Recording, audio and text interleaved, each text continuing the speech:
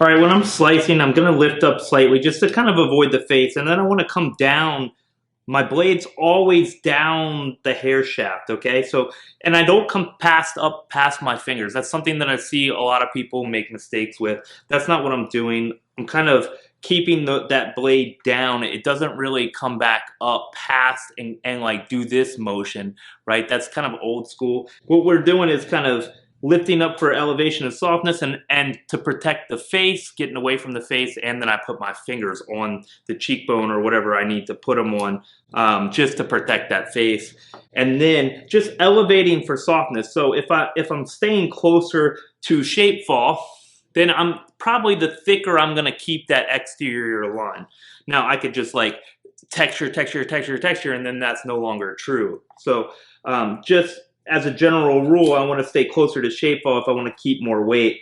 And then I'm just trying to go for separation if I'm just trying to come in there. And what I'm going to shoot for is areas that are already finer. So I'm not going to just go, oh, cool, it's all fine here, and then this is the thick bit. Let me just attack that thick bit. That's not what I'm talking about. That's not what I'm trying to achieve. I'm just trying to give some soft movement and texture, really. So these bits that get heavy up here, I can kind of come in here and I can kind of manipulate that shape. So a lot of times what I'm doing is taking weight from one area and then finer in another area and then kind of blending the two so it makes more sense. So they're more in the same neighborhood.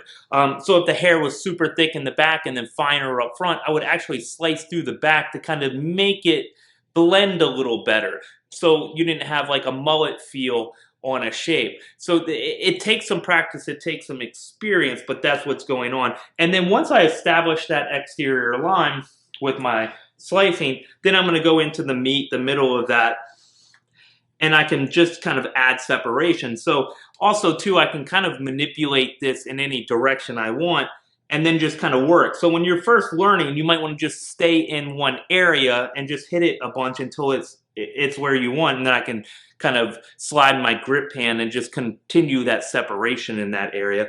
And then as you get better, it'll start to look something like that, and then you'll kind of slow through. But notice every pass I went to an area that was already hit to give separation.